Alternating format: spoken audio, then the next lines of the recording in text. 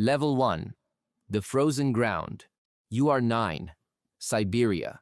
Not the romantic Siberia of novels, the real one, where winter is less a season and more a permanent condition the land has simply decided to live with. And the village of Pokrovskoye sits on the Tura River, like something the rest of Russia dropped and chose not to go back for. Your father farms, your mother prays.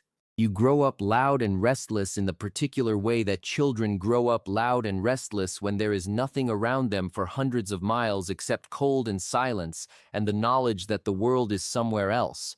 Then your brother falls through the ice. You are on the bank. You cannot reach him. Dmitri goes under and does not come back up. 3 days later, pneumonia finds you both. You survive. He doesn't, and that asymmetry, the arbitrary fact of your survival, sits somewhere inside you for the rest of your life like a stone in a boot. You never quite stop feeling it. The village knows your name early, and not for good reasons. That's the first kind of power. You don't understand it yet. Level 2. The Rupture.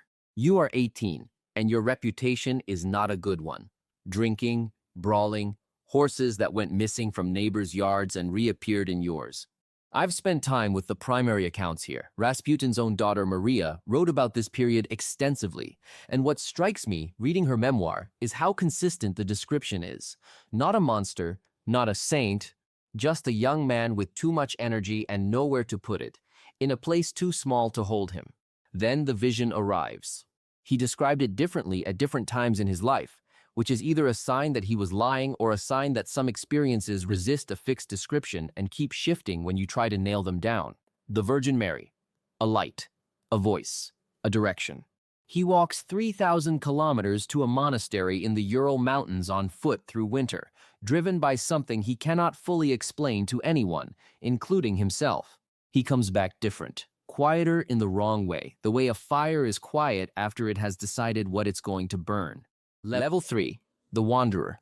You are in your mid-20s. There is a wife, children, a house in Pokrovskoye that looks like an ordinary life from the outside. But you keep leaving, months at a time, walking across Russia with nothing but what you can carry, praying over the sick, touching people and saying things about their lives that you have no way of knowing. The word spreads the way word always spreads in remote places, embellished, amplified, passed from mouth to mouth across hundreds of miles until it arrives in the capital as something much larger than the original fact. There is a man from Siberia, people say. He heals, he knows things, he sees what others cannot. By the time St. Petersburg hears about you, the story is ready for you. You just have to show up. Level 4. The Palace. You are 35. The city is nothing like the steppe cold in a different register. Expensive and gilded, and absolutely convinced of its own permanence, which is the kind of confidence that tends to precede a catastrophic fall. You walk through rooms with gold on the ceilings in boots still carrying mud from wherever you last slept. The priests introduce you to the aristocrats.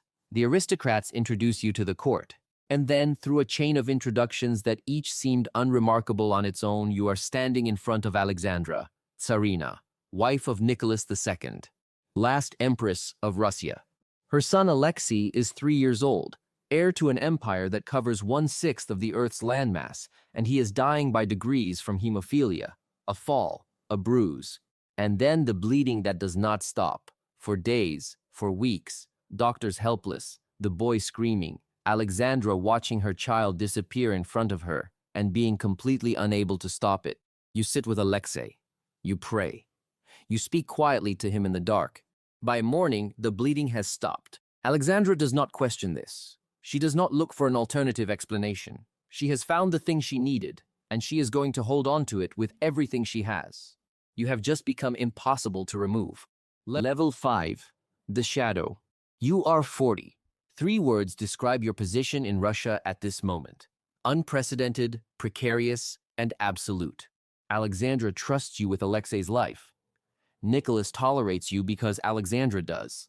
And in the gap between those two facts, you have built something remarkable, an informal authority over the largest country on earth, exercised from private rooms and hushed conversations and letters that arrive at the palace and change who runs what by morning.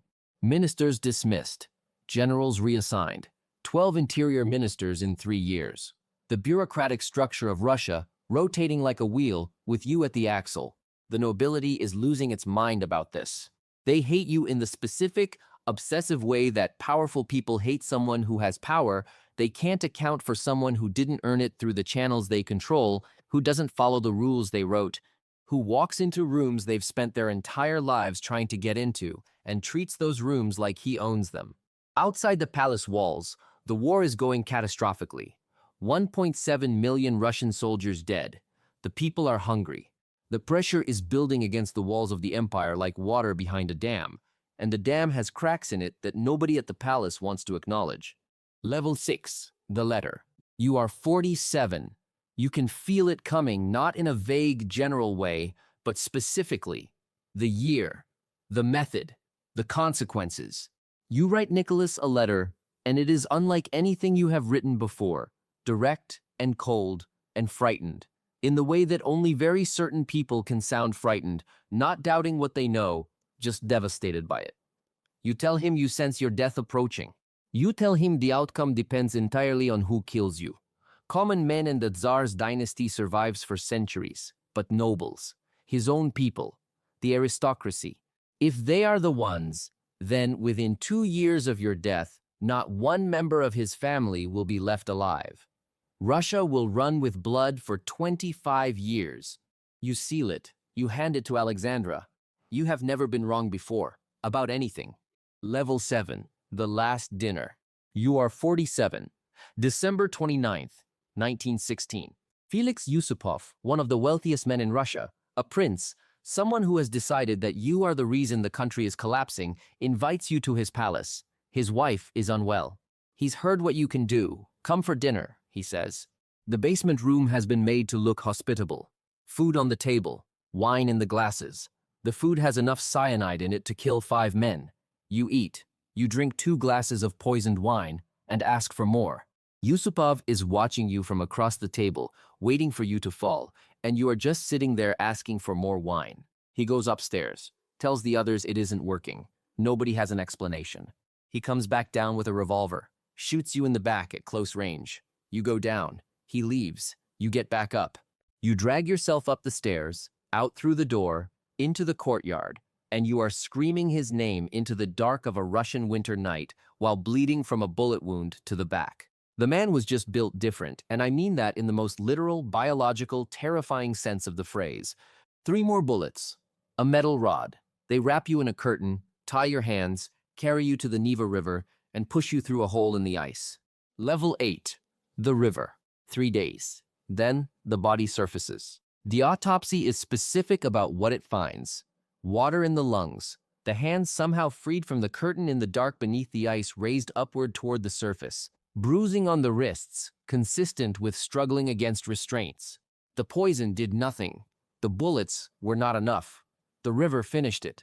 You are 47, a peasant from a village no one had ever heard of, who walked across a continent on a vision, who talked his way into the most protected family in Russia and made himself the one person none of them could function without.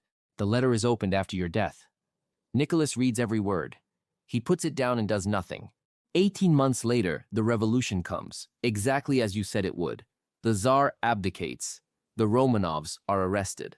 On the night of July 17th, 1918, Nicholas, Alexandra, and all 5 of their children, Alexei included, the boy whose blood you stopped again and again in dark palace rooms while everyone else stood helpless, are taken down to a basement and shot. Every single one. 2 years. Exactly as you wrote it. The stone in the boot. The asymmetry of survival. You understood that better than anyone. And now, you are history.